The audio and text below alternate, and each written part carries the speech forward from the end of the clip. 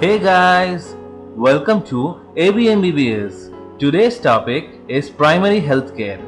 Now, this is a topic which is quite complicated in the PARK textbook. But in this video, we have condensed the chapter and given only the must-know points. First up, what is the definition of primary healthcare? Primary healthcare is the essential healthcare made universally accessible to individuals and acceptable to them through their full participation and at a cost the country and community can afford. Now, the definition in itself is pretty complicated and is bound to make you nauseous, but if you break it down just to the main points, then it gets pretty simple. Remember that primary healthcare consists only of the bare essentials of healthcare needs. It is the bare minimum which needs to be given in any medical condition. Secondly, primary healthcare must be accessible to the people to whom it is being given. A big tertiary care hospital located some 20 kilometers away from the patient's home cannot be considered to be primary healthcare. Thirdly, primary healthcare that is given must be acceptable to the patients. A rectal exam or a colonoscopy might not be acceptable to the majority of the population and should not be considered as primary healthcare. The community to whom the primary healthcare is being given must be actively involved in the process. Without their full participation, primary healthcare cannot be truly given. Finally, the healthcare that is given in primary healthcare must be in accordance to the economic conditions of the country. Next, we come to the principles of primary healthcare. Number 1 is equitable distribution. The majority of the healthcare services in India are concentrated in the towns and cities, whereas the rural areas which needs healthcare services more hardly have any. Primary healthcare aims to redress this imbalance by focusing on the rural areas and bringing these services as close to the people's home as possible. Number 2 is community participation. As mentioned earlier, without the full participation of the local population, discharging healthcare needs is not possible. So, Government of India is training village health guides and local DIs from the local community itself. These people, being localites, can overcome cultural and communication barriers more easily. Number 3 is intersectoral coordination. Government of India has realized that primary healthcare cannot be provided by the health sector alone. The different wings of the government must come together and work in an integrated fashion. Number 4 is appropriate technology. Now, it goes without saying that the government spending on healthcare is extremely low and our public healthcare institutions do not have the money for doing costly diagnostic tests and treatment. So, primary healthcare in India must rely on low budget technologies. One such technology is ORS. It is a low cost treatment for diarrhea and dehydration. It can be stored anywhere and hardly has any side effects. Next, we come to the levels of primary healthcare.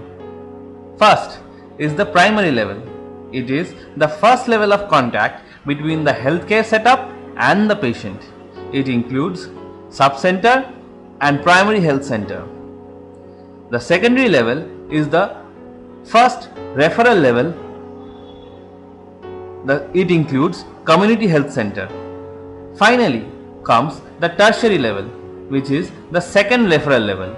It includes medical colleges and hospitals. So now let's talk about sub-center in detail. This one, it is the most peripheral and first contact point between the healthcare facility and the patient. It has 3 employees, the health worker male, the health worker female, and voluntary worker. Also, the Ministry of Health and Family Welfare provides 100% funding for sub-centers. Next, we talk of primary health center. It is the first point of contact between the village community and the doctor.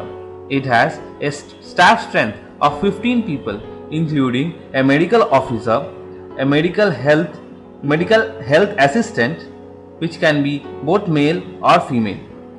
The medical officer is considered to be the leader of the team at the PHC. Each PHC or primary health center acts as a referral center for 6 sub-centers, and they have a bed strength of 4 to 6 beds. Next, we talk of community health center.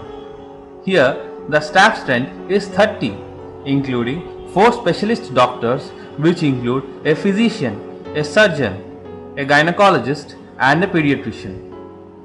3 additional new posts have been created under the NRHM.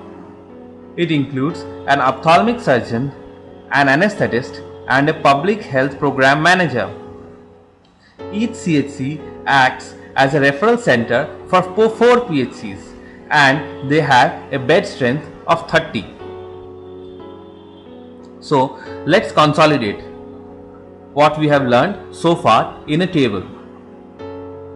The level of care in sub-center and PHC is primary, whereas in CHC it is secondary. Each sub-center caters to a population of 5,000 in the plains and 3,000 in the hills. Each PHC caters to a population of 30,000 in the plains and 20,000 in the hills. Finally, each CHC caters to the population of 1,20,000 in the plains and 80,000 in the hills. The total number of staff in a sub-center is 3, in a PHC is 15, and in a CHC is 30. Finally, we should remember that the sub-center is under the central government, whereas the 2 others are under the state government.